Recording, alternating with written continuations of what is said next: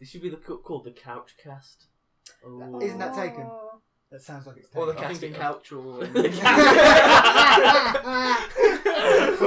back to the Deditae casting couch.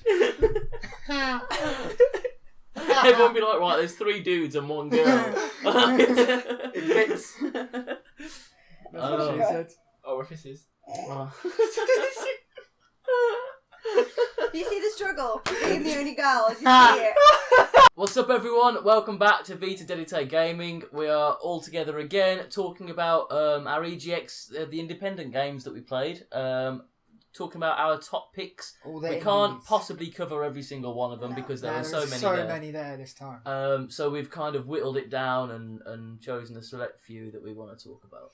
Yeah, so before we actually get into it, what I'd like to say is I think the indie section at this year's EGX was pretty much our favourite section by That's far. where we spent the most time. It outclassed the AAA games, it outclassed even the VR, which we really mainly went for, to be honest. Yeah. By far, that's the one I'm most impressed with, so... Everyone in it was really nice. Yeah. They were lovely. All the developers Absolutely were like, lovely. really, obviously wanting to sell their game, but they're really talking to you like really nice people. Engaging. Yes. Cool, so we're just going to fly straight into it.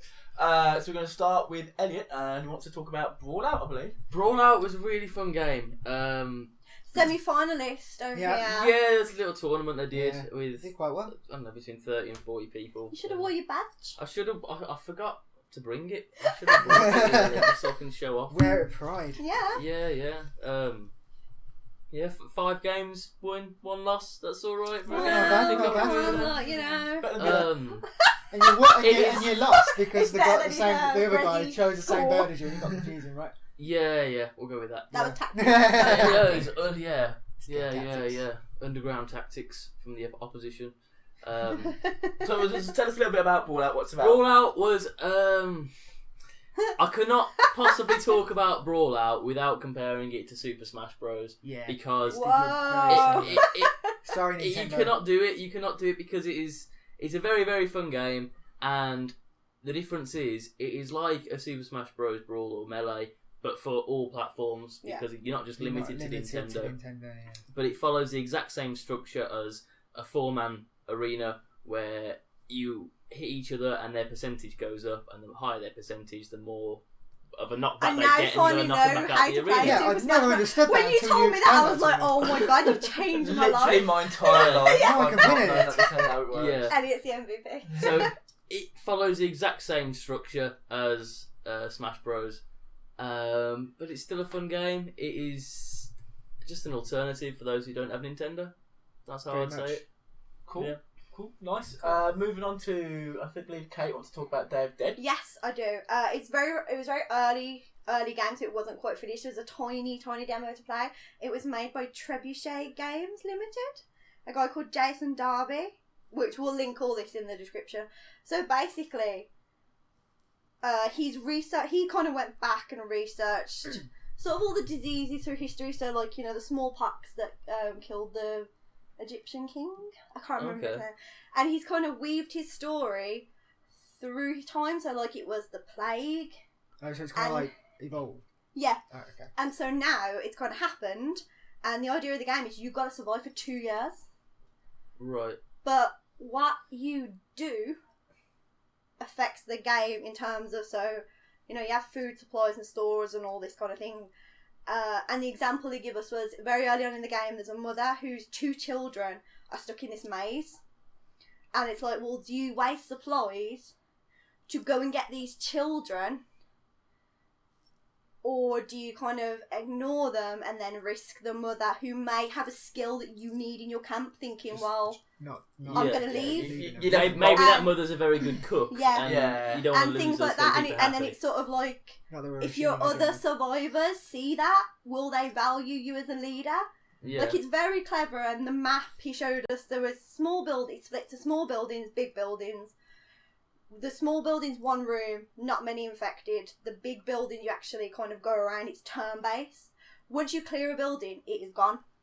Right. And then you face the kind of thing like, do you go so far out, move so far away from your headquarters? Do you move your headquarters? Do you leave before the resources run out? Or do you kind of try and stick as long as you can? Uh-huh. It's it's very different from all these sort of like shoot 'em up zombie It games. really makes you think, and Makes you strategize. It's gonna be really, it's gonna be good. So yeah, so I'll put some links to that, but Look out for it's that also on Steam Greenlight, so we'll put a link to that too. So if you fancy it, you can go. Like the sound of it, you can go Greenlight. Yeah. Cool. Yeah. Yeah. Awesome. So moving on from that, I think Elliot was talking about Forts. Forts was a really fun game. It's essentially you've got two towers. You've got a tower, your opponent has another tower, and maybe you're both on a hill and there's a little valley in between, and you garrison your tower with cannons or machine guns or different types of weaponry, and you just shoot at the other tower. It's like a tower defense kind of game. It is not so much a tower defense as in people think things are running at you and you got to kill them. Right. It is your tower versus their tower, and you fire, and you want to aim for the bottom of their tower because then the whole thing comes down. There's like explosive barrels and things to aim for, and you've got things like mortars and cannons, and you don't fire them in a perfectly straight line. Obviously, you got to fall, so there's a little bit of skill involved with like the mortars and things. Sounds fun. That's pretty cool. Is pretty fun. It is pretty fun, but it's a very simple, keep it simple, stupid game where it's the simpler the better, and it's one to. It's like the kind of old browser games that you play on Mini-Click or something. Yeah, it's kind of old flash game. Yeah. But yeah, it's good fun. It's kind of flash game that you'd spend hours on at school. You know, it's one of those. You're not in your IT. That's it. Yeah. When you're supposed to be doing IT. Yeah. Cool. Playing games instead. So moving on to that, we've got a game that quite a few of us played. Myself, Chris, and Elliot played. We've got Overcooked. Overcooked is one of Team 17. the biggest. Team 17. Yeah. That probably got the most attention out of all the indie games, I think. Yeah. Overcooked. It's definitely one of them. One of the bigger ones, for sure. Yeah. So Overcooked, basically, you're a chef in a kitchen. A group of chefs. You're a group of chefs in a kitchen. Yeah, so all four of us are chefs. All trying to run the most demonic, maniacal kitchen I've ever seen to exist. Yeah. I want to meet the architecture who I want to meet him and give him a These kitchens, they're not practical in any way. Don't rehire him. Just get someone else to do it because it just makes things so much difficult. Yeah. But it's moving kitchens, like the counters just move every 30 seconds. Yeah. So you're trying to cook something and you leave your chopping board on a table and all of a sudden the table moves over to the other side and your onions have gone with Obviously. it, so you can't chop your onions. Are you trying to work together, or are you trying to be like No, we're working together. Yeah, you're Obviously, working together. The table's moving and all that was all part of the challenge. Yeah. We did choose one of the harder ones to be in the top left, you've got all the orders that the customers are making. Maybe you've got 2 tomato soup and an onion soup. So you got to get your tomatoes and your onions. Say you make Chris chop the onions, and then Corey will go and put them into the pot, and then I'll go and dish them up onto the plate. There's a lot of coordination. That's it, and then take the plate over. Someone's going to be cleaning the plate as well. Yeah. Oh, that's pretty cool. So it's a man obviously management you're game. going to get continuous. It's easy at the start, but then you get more orders and more. Yeah, orders, because the mad kitchens where everything moves. That's later on in the game. That's Is it just like do you go? Is it just like how far you can get, or? There's an end game, so you have levels. But it's set out very similar to Super Mario. Okay. Where you have world 1 of 3 of 1, 1 of 2, things like that. Yeah. And you just go up in levels like that, basically. And there's plenty of different characters. I mean, I was a cat. He was a raccoon. I was a raccoon. Yeah. This is not very sanitary. No, raccoons in the kitchen. But I was making some mean potato soup. Like it was alright. Fair enough. What are you, Corey? Me, I was a big smiley man. Fair enough. That was a big smiley Accurate. Man. Yeah. So Overcooked was really, really fun. Yeah. I think we could see ourselves doing a video on our channel. Yeah. It's really the kind of cool. game where you end up shouting at each other. Yes. Yeah. Friendships will be It was broken. I'll tell you what, it was very stressful. Yeah. I don't imagine a real kitchen is. I think you'd be best actually making someone as your head chef to kind of coordinate exactly what's going on because it gets so stressful when you're doing it. Especially when you're like me and you decide to pick up the fire extinguisher and start spraying that about for no reason. Yeah, for no reason. Well, not actually adding I anything see what it to the did. game. Literally, our whatsoever. soups were getting cold and you were fannying around with a fire Well, extinguisher. I wanted to see what you could do in the Chris game. was trying to and help. You could pick up the fire extinguisher. You know what? Chris, what are you doing? I'm My standing best. there. I'm standing there. If there's any fires, you'll thank me. You're already ready.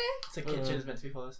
Exactly. Anyway, so moving on from Overcooked, we have Polyphonia, which I believe is a VR title that Chris is going to talk about. Yeah, well, me and Elliot played Polyphonia. So Polyphonia was made by essentially a group of students from NFTS Games. It was a VR game. a very simplistic VR game. On the Vive, may I add.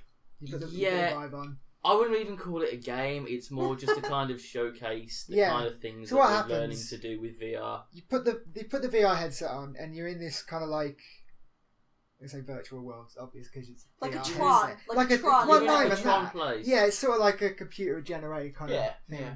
And you got your two Vive controllers, and you pull shapes towards you, and you can like they're all floating in the air. All you these can different rotate shapes. them. You can change the colours with twisting one of the things, and it changes the you music. Change the that shape make. of it. Oh, that's cool. Because they're all making a different sound. So when you grab one, you can twist it round. It makes it a bit of a higher pitch. Oh, that's you can pretty cool. kind of change the colour, and it'll maybe increase the tempo.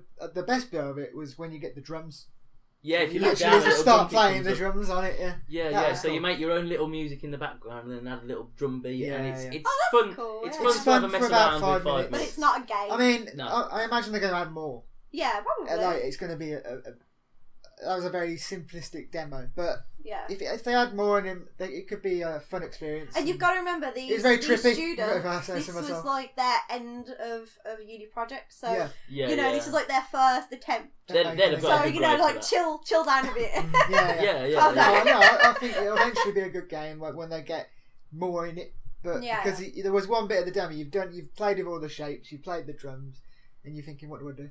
Yeah. And then after a certain amount of time, it ends. Well, because you run out of things to do. But like I say, it is just to showcase the kind of things that we can start to be doing with VR now, and just having a little play with it. Yeah. That's all it really did is. seem very much. It was very trippy. It was a very trippy experience. Sort of game. Again, it was like the one we played at last year's EGX on the Vive, and it was the when you could just the colours draw and you could make it snow. The Google one, yes. Yeah, that's the same kind of thing. Yeah, really. Cool. Being creative with what's given to you in there. Exactly. And I'll be honest, for students, some of these games, you've got a couple more on the list as well. Yes. Very impressive for what they've actually managed to do. Oh yeah, definitely. Yeah. So moving on from there, we have Adventure Pals. Adventure Pals. Adventure Pals. Oh my god, Adventure Pals. Made by Massive Monster, which was 2 guys that we met there at EGX, very nice guys. I would describe it as kind of like a platformer, really. Animated, really nice, really simple. The story is the bit in the demo we got to play. You were this young kid, and your dad came along to bring you along to your birthday present, which is a big giant cake, and out of the cake pops a giraffe. And this is your giraffe. It was a very big cake. And he has something super, super important to tell you, but before he can tell you, this guy comes along on a bee and he steals your dad. And it's basically it's a dark game. No, you know what? Like it's got dark the animation, it looked beautiful. It was beautifully animated, very cartoony. But some of the things that they were saying in the text, you're like, this is not for children. You know what I mean? It was a very funny game. Simple controls, like, hit things, jump in. When I saw it, it looked, one of the levels, it kind of looked a lot like, similar to a Sonic level where you jump around and stuff like that. You do jump, you're not like constantly moving, but no. It's a simple game, but it was really fun. I only played the demo. The design looked good. The demo I played couldn't have been even more than 10 minutes, and I really enjoyed it. It's my second favourite indie game that I played. It's co-op as well, isn't it? Yeah, when you get out onto the world map, you can ride your giraffe, and you can go to all the different villages, collect quests. You got a pet rock that you can attack with. I can't wait. Yeah. Never mind the giraffe, give me the rock. I can't wait to play this game. It's going to be so good.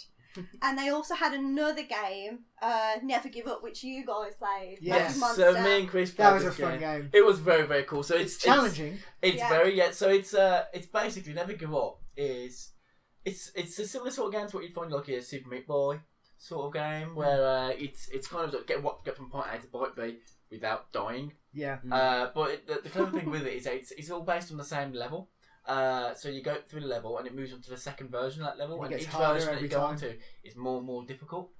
So you can bring over from what you learned from the previous level and use it in the new level. But there'll always be something extra. They always add an extra hazard to it. And it's very funny because every time, like when you fail, the little guy insults you and he's like, "Oh, my spleen," and he says like, "It's quite a funny game." So I was speaking to him, that actually to the guy who created it, that voices in that game, the one that's actually insulting you, they're the guys from one of the guys from Game Grumps. Are they? Yeah, so Okay, they actually got that. one of those in order to voice one of those lines for him, which I think that's pretty cool. They're YouTubers. Yeah, I got that. But yeah, it seemed like it was a really cool game. We've We only got had a 7 video. levels. We've got a video of them playing it, We which did, will be yeah. up later. So But I think it's good. both of us actually, there were 7 levels in the demo. We got to level managed to get 7? one. No, didn't we got to level 6? No. Did we not? No, They we got didn't to get level 7. 6 and a small child Yeah. came along, sat down, and just ran straight through all the levels, got straight to level 7. So We got shamed. yeah. I couldn't say, Oh, man. boys. In my It's old pretty age, my amazing. reflexes just aren't what they used to be. Yeah. I cannot take ownership for this issue.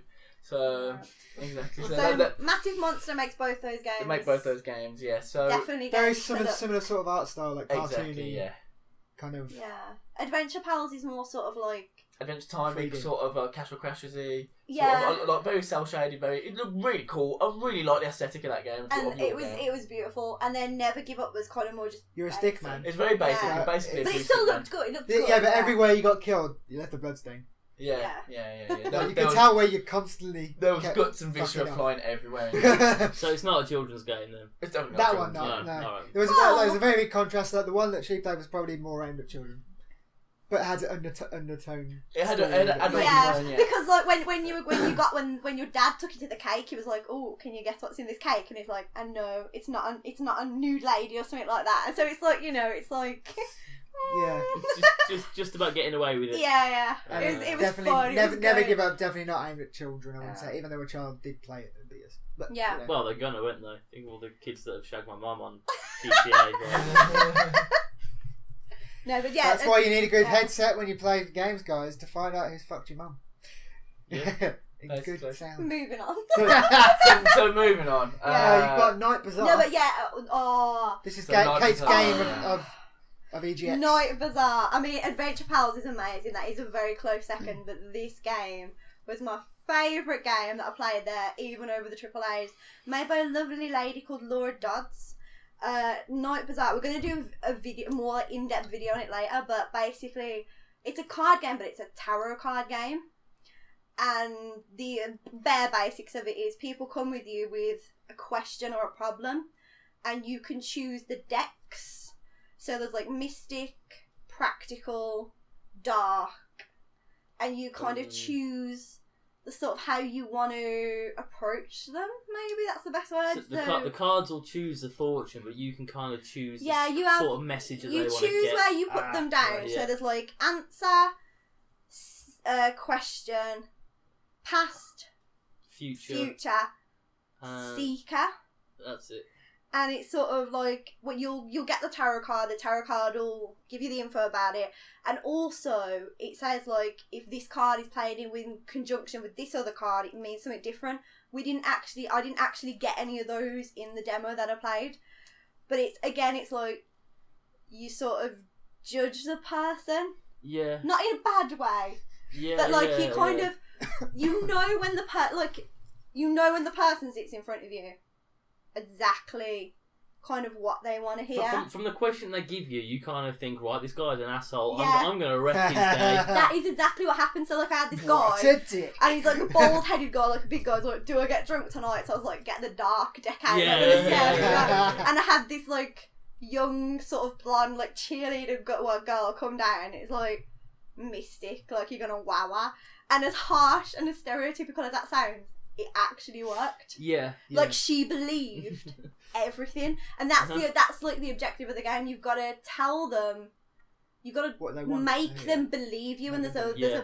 a bar to show you how much they believe you, and it's all You're the trying to keep tips. your business going. You're a Yeah. little small tarot card, little stand Like Yeah. a store Yeah, in yeah, India. so there's in a bustling market. Yeah. Yeah, so Yeah. the story to Not Bizarre is that you're actually a daughter, and you're actually trying to impress your mother. And I your believe it's grandmother. Your mother is it your grandmother? Yeah. You're in a night market in Cambodia, and it's basically you've got to manage your business with sort of customer relations. You need the money, but you need to sort of have the rep.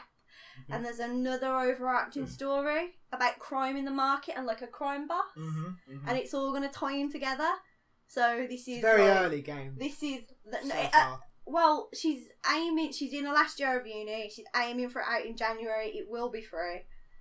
it's my indie game. That was my first. Adventure Pals was my close second. It is I can't wait to play it. It's going to be amazing. Very exciting. I think that game seemed really cool, and it seemed like a lot of the underlying mechanics seemed very complicated. Yeah. I'm saying it in a good way. Yeah, You can go a lot of ways about this game, Mm-hmm. and it seemed really, really cool. I was really impressed It's so different from every other card game. Exactly. It's not like a Hearthstone duplicate like Elder Scrolls Legend. This is a card game that's different. Yeah. That you can actually put your spin on, and you can No actually one's ever decide. done a tarot card game before. That we I know know of, anyway. It's how you want to play it, and it also depends on your opinion of the people as well. Yeah. I suppose. Yeah. Shows whether you're judgmental or not. I suppose. Yeah. Well, yeah. So it'll change whoever plays it. Yeah, like, you can act exactly, like a complete asshole if you want to like wreck everyone's day. Yeah, just but get you the can also dark be deck out. absolutely lovely and give everyone a really good reading. Yeah. But that might not give you more tips. Exactly. So you that's gotta where make you the gotta money. make You the gotta keep your rep. But yeah. So Laura Dodd, she was so sweet. She was really nice. Yeah, she was really nice. We were talking to her Friday. She's really nice. Yeah, she's great. We went back We multiple like days. Laura. Yeah. So yeah. Cool. There you So go. moving on from Not Bizarre, I'll talk about Yooka-Laylee. Oh god. So He loves Yooka-Laylee. this game. Yooka-Laylee, it's my indie game of the show and my overall game of the entire show. I love Yooka-Laylee. Oh. Yooka-Laylee is the only game where I sat down and I had the biggest grin on my face from start to finish of the entire demo. I don't know if you know, but I was standing behind you watching you was play you? the whole time. Oh, I yeah, didn't even you know. were engrossed. In I didn't even know. I'm a big fan of Banjo-Kazooie, where a lot of the guys came over from that one, from the N64. Big game of my It was the whole childhood. team, weren't it? From what I A heard. lot of the rare guys came Yeah, from there, moved over to Playtronics who make that game. Is published by Team 17, and it's just fantastic. It's a fun game, but It's full of little jokes. it's full of little jokes, exactly, but it's got some adult jokes in there Yeah. as well. So, for example, Like like the snake. the first person you meet, his name is Trouser, and he's a snake, and obviously. yeah. There's a lot of that plays into that, and I can see in the full game there's going to be a lot of extra It little is bits really like funny that. game. I mean, But I played it as well. But it I was just laughing. took me straight back to those days when I was just like I was a giddy little child playing this game. The way that the people spoke to you was exactly the same as it was in Yeah. Banjo-Kazooie. Yeah. It was Just little noises, weren't it? Exactly, it was a joy to play. It took me back to those 3D platformers of yesteryear, which you don't really see much anymore, to be honest. No, the No. old school adventure kind of setups. Exactly, Yeah. you don't see much. You get put into an open world and you go and do your thing, and you get Like you get your Spyro objectives. and Ratchet and Clank, all these Exactly, crazy- like Super Mario Yeah. 64, Yeah. those sorts of games you really don't see anymore. And I think there's been a big gap They're there making for a a while. comeback though. Like Ratchet and Clank got a new game. Yeah, Yeah, Crash I got Crash a is remake. coming back. Yeah, people like the old school. Yeah. But I think by far big time Yooka is the one I'm looking for. So you have two characters. You have Yooka, who's the lizard, and you have Laylee, who is the bat. So you have a bat on top. Works exactly the same as in Banjo-Kazooie. So you have Banjo, of course, who was the bear, and Kazooie, who was the bird on your back. Laylee can make you fly. You can glide. Whereas The controls Yooka really is- well as well. it controls The really controls well. are really And well. and Yooka is more the offensive person. It's just fantastic. I can't praise this game enough. I sat down and I was 10 years old again. I couldn't help myself. It was so good. I'll be making, eventually when it comes out, we'll be definitely making another video on it. Hopefully an entire playthrough. But yeah, by far my favourite game of the You'll entire meet show. Trouser Snake. Yeah, exactly. You'll see a lot of Trouser Snake on this channel. Oh my god. So moving on to there, we have Mantis Burn Racing. I don't think Elliot wants to talk about that. Yeah. So Mantis Burn Racing, the three of us played that, and it is again following a lot of indie games that we saw. It kind of takes you back to the past because it is your top-down racing game, which you don't see any more of. No, you don't. All the racing games now are first person. You're in the car, and they just go for graphics, but Yeah. you see it from the top. And I kind of missed that element of racing games because it was really fun to play. And So it's sort of like Micro Machines or yeah, Yeah. a lot like That's Micro It Machines. reminded me of that a lot. yeah. And it's a lot of, it is multiplayer, so you can play against your pals, and it's mainly about getting the best time and beating your friend's time and Yeah. just getting bragging rights, saying, Yeah, I can yeah. do this level faster than you can. You can but- upgrade your car there and all that. It's got yeah, an there's RPG different cars, you style can upgrade kind your of car. The main thing about it is you're supposed to drift around the corners, and as you drift, that gets you boost up, Mm-hmm. and then Kind you of use your remind me of boost to Need for increase Speed your in speed. that sense. The same, exact Yeah. same as the old Need for Speed, where you you drift and you get your booster. But it was really, really fun. I can see it being sort of repetitive because it's the same kind of thing. But you're playing online. Is it just like one objective just to win? Just to win. Just to win, and you got to get past everyone else. I imagine if you come second or third, you'll get like a certain amount of points, so you can upgrade your car a little bit. I don't know because we only did the demo. We only played the demo, so whether you make your own like little profile and you level that up and you unlock things, I'm not sure. But just from seeing the gameplay, like how Rocket League works, like sort with of, the car. Yeah. It's gonna have to be because there'd be no point in it, is there? With that, well, no, because you need to kind of progress. There's gonna be some sort of progression, definitely. But it was a fun game to play, and it's a really, if you had all your friends playing it as well, that would be a really good laugh as well.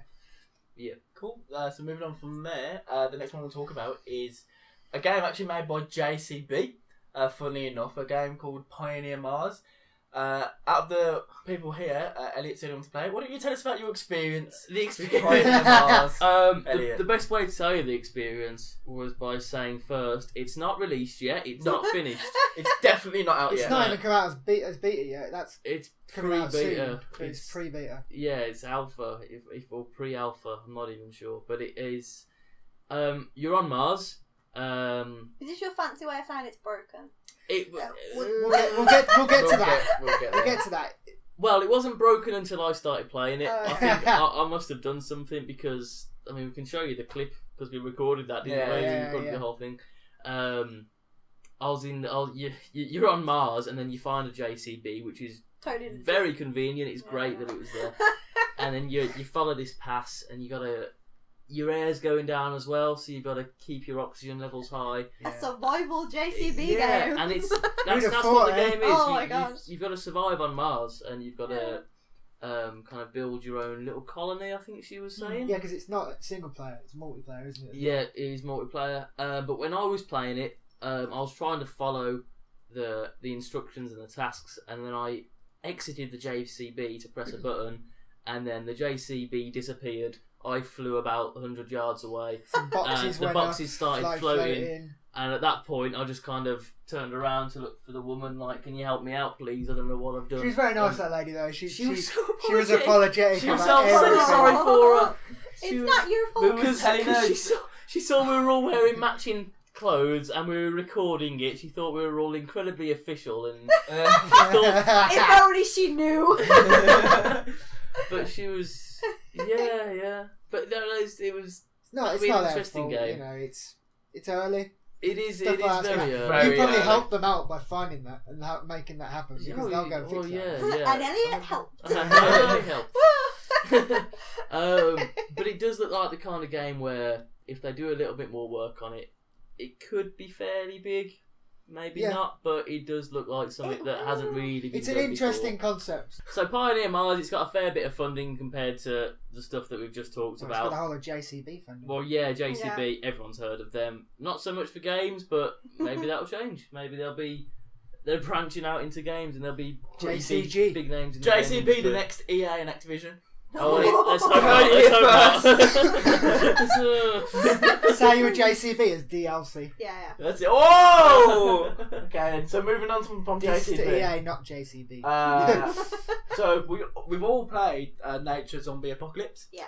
That's a favourite. That is a favourite. Yeah, so Nature Zombie Apocalypse was a really, really cool game. The guys were kind enough to give us some code so that we could play it for the channel. Yeah, so that'll be coming up. So yeah, video to come with that one. Yeah, we do have a prepared video that's going to be going up for that soon-ish. Not going to guarantee anything, but yeah, it's coming up soon. So, Chris, why don't you take us through what kind of game it is?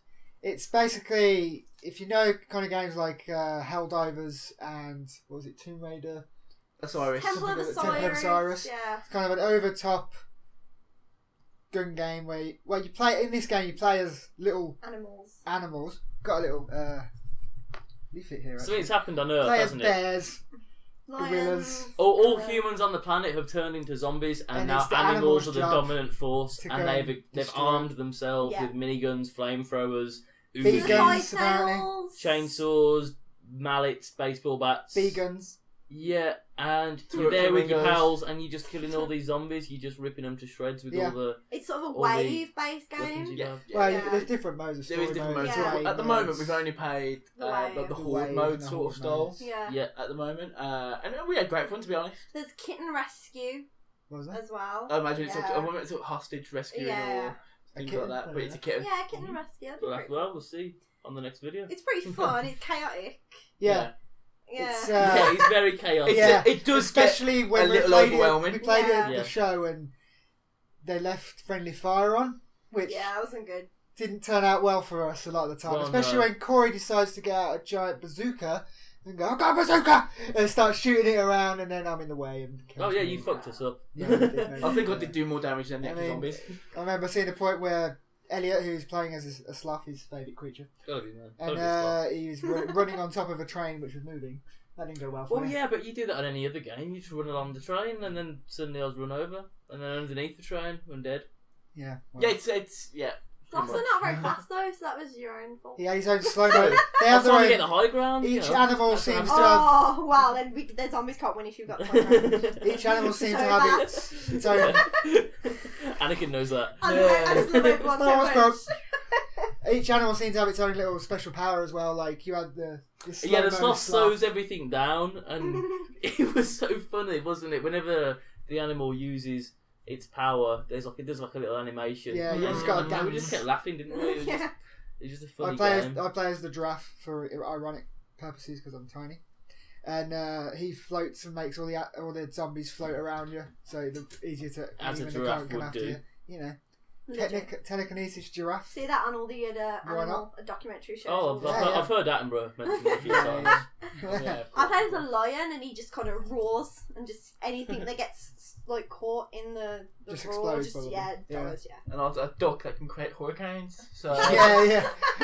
Yeah. that did seem like the most overpowered creature in that game at the moment. Yeah. It's like Yeah. you press to win, basically. I win button. Exactly. And then occasionally, like a big boss zombie will come along. So Yeah, like the dinner lady granny. A clown. Yeah, and only Yeah. certain weapons can Well, pierce yeah. it. So Took us a my while to minigun work wasn't that out. working, but the chainsaw was. The I Queen think of it was. England, Yeah. one of them. The sniper rifle was working against it. Yeah. Powerful sniper rifle. But yeah, so It's it was. good. I pretty cool. I It's enjoyed it. chaotic fun. It's basically. a Yeah, really yeah. good multiplayer game. Yeah, Up to 8 players, I believe. It can get pretty, Yeah. pretty, pretty hectic. hectic. Yeah, It can get pretty mad. So that's definitely one to watch out it's for. made by Aniode Games. If you want to look them up, we'll put them on the Twitter. On Are you sure you said that right? It's not Anode, it is Aniode. Aniode. It's Aniode. Aniode. That's why on this they're two separate words. Aniode. Okay, Aniode. then that's clever. Aniode. If you want to. Correction.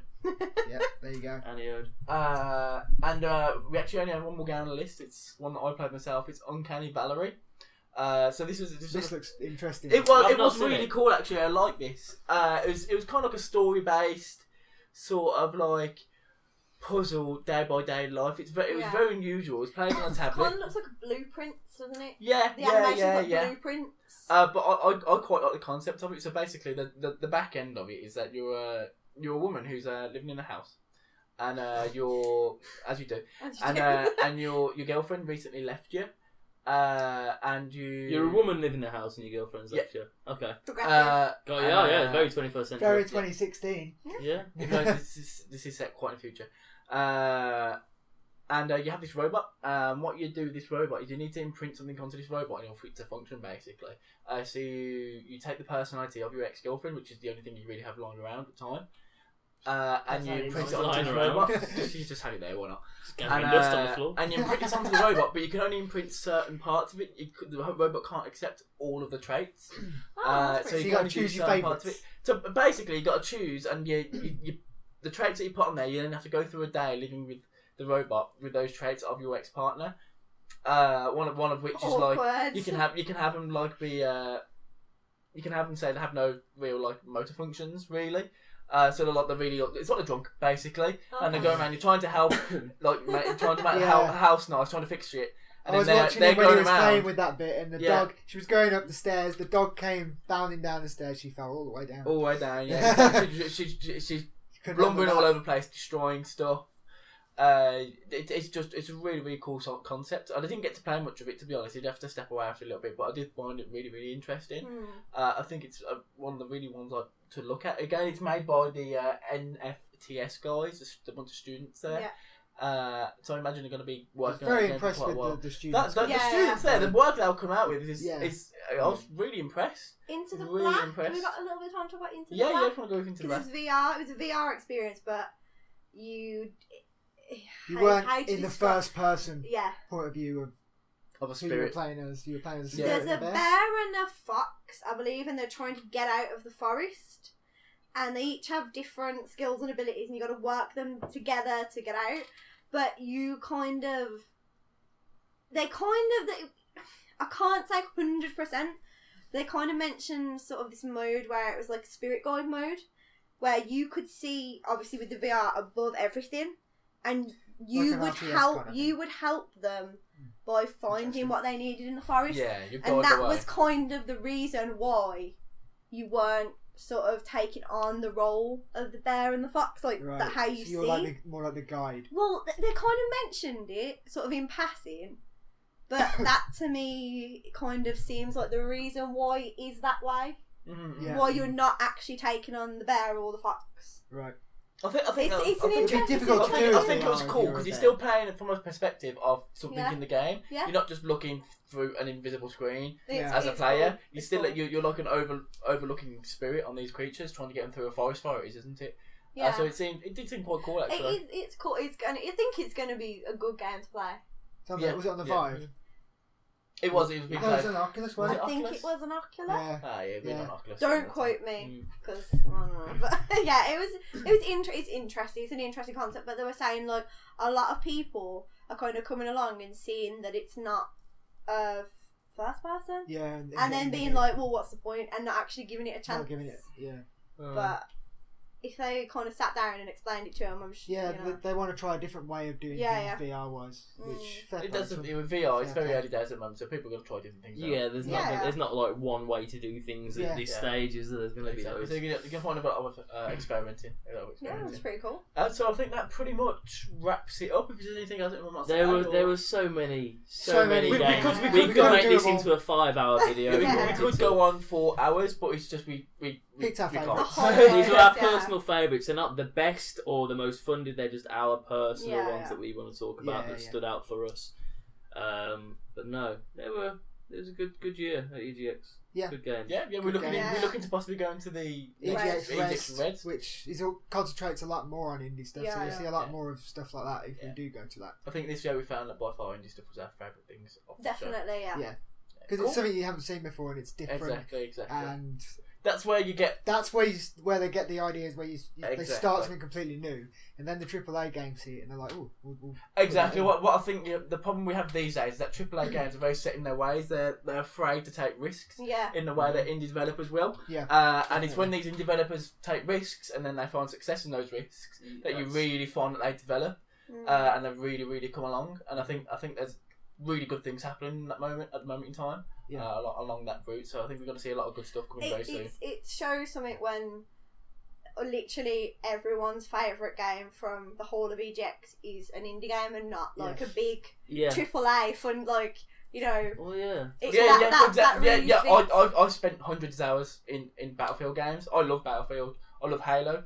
It just speaks for itself when I say that. I'd rather leave those behind and play an indie developed title. Well, that's the best thing about indie games. I mean, a lot of them there's not much money that goes into it. A lot of them not much effort goes into it. But every now and again, you will find an absolute gem of an indie game that. Rocket League was an indie game when that first came out, and you. Oh, look what Rocket League is now. Look at what Rocket League is now. It's an amazing thing. You've had stuff like biggest Limbo. esport game. Yeah, biggest esport. You've had stuff that come through like Limbo, Gang Beasts, all of that. We could have talked about Gang Beasts, but we've got enough videos on. It's one of our favourites. I think if you go back into if you go into our video history, you can see exactly what we think about Gang Beasts. Check out our Gang Beasts videos. Yeah, Worms was there too, but we already own that, so and there'll be a lot more videos of that coming. And there's a few more as well. Yeah, but we've picked our favourites, and now you know something new to talk about. There you go. Exactly. Cool then.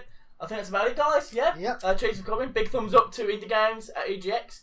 You're going to see a lot more of indie games coming on our channel soon, I believe. Yeah. Cool. So thanks, guys. You take care now. Bye. Ciao. Bye. Oh shit! I'm dead. I jumped into that. It was my own fault, really. Chris, you gotta do this. I'll send it to one. Yeah. Sorry. Why do we leave the last thing to Chris?